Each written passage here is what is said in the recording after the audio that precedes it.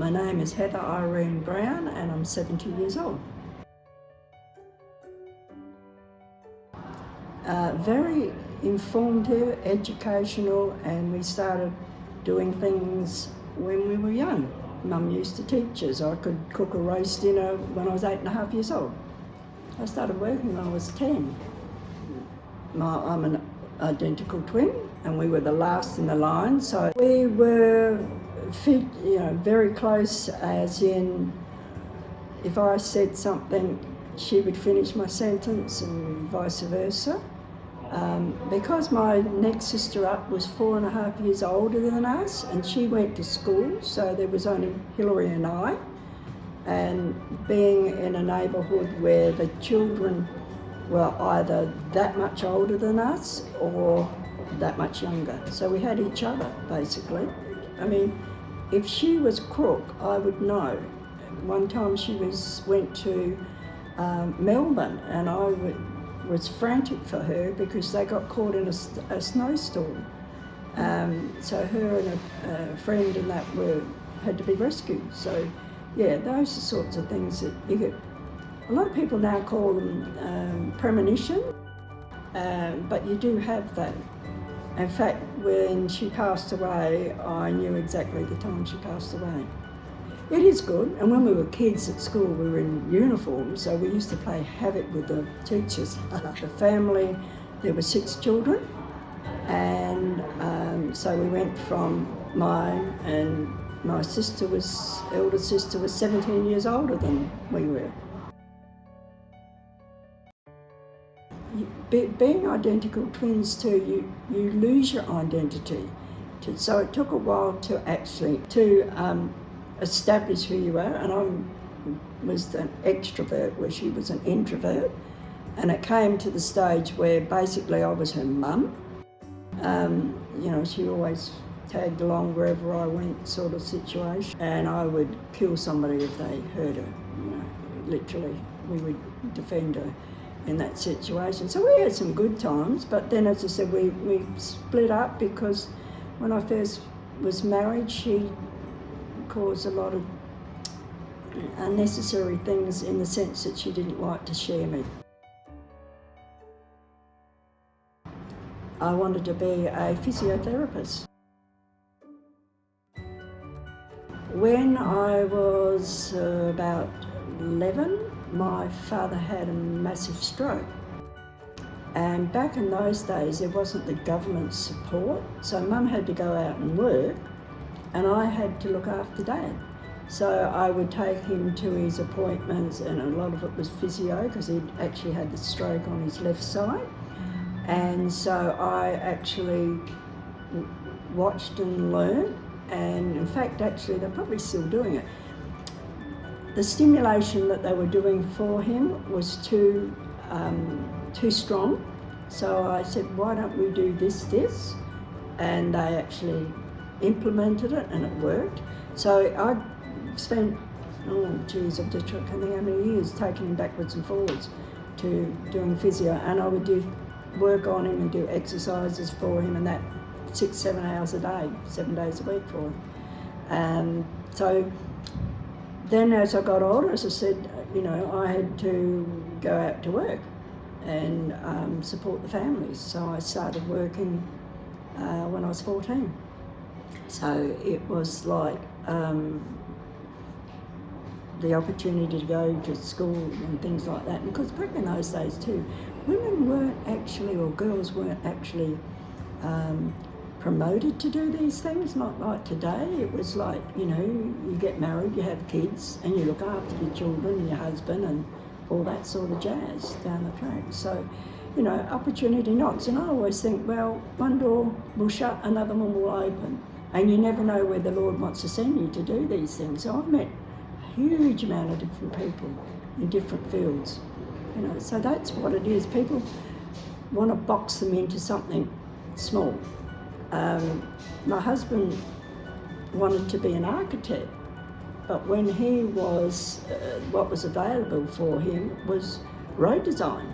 So that's what he did. So he did the same thing for 47 years until he passed away, or retired and passed away. So I just find you need I need stimulation, and I think that's what people do need in children. And nowadays they sort of say, you all are going to do this and you all got to do that. And you need to actually see where their interest lies. So at school, in primary school, I was actually the first aid girls there. If anybody hurt themselves or what have you, they would all come to me. So that's where it developed, and in my family history there were one that was a doctor. So those, passed down in the genes that you wanted to do. But, I've had an eventful life. I'm still hope to do so in different fields, and we go from there. Yes, I'm always a leader. I don't always want to be, but somebody has to. There's so much sorrow. Until they bring in love, then, love is light over virtue equals energy. If you reverse that, it's evolve, right? That's what it's spelling. That's how you revolve into, and you need that love. And going up and giving someone a hug. I mean, in our days, if there was a child that was in distress, you'd go up to them. Now you can't, because they can sue you. It's your instincts to do, particularly being a woman, and also there's a lot of men to do that, to be compassionate to people and considerate, and that's what it is, no consideration. But get back to basics. Say something. If you can't say something nice about somebody, don't say anything. I can remember my 65th birthday, we were out at a restaurant, and there was a couple sitting opposite, male and female, and they're doing this. They're texting each other. And I thought, they're not even looking at each other. And I thought, how sad is that?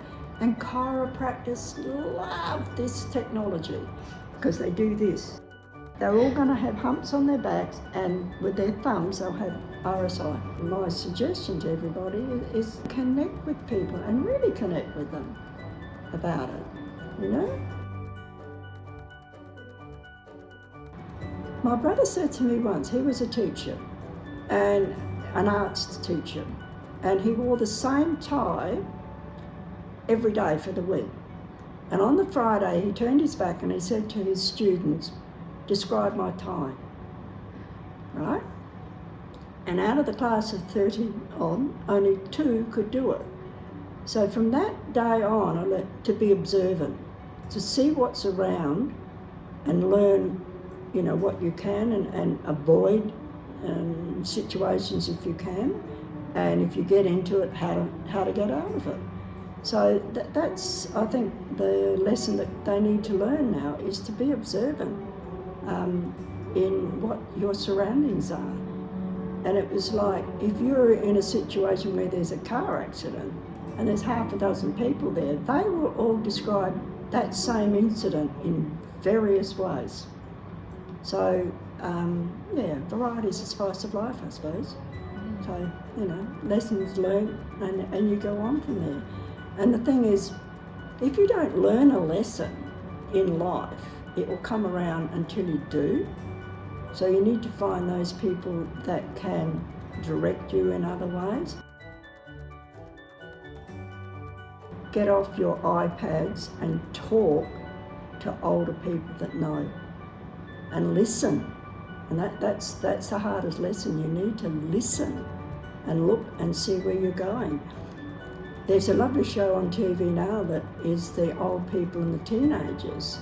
And last week they had to actually use a street directory to get from A to B. And they were absolutely, some of them, I need my iPad, which is fine. But when that breaks down, right, you have to be able to, and there's nothing worse than feeling useless in a situation.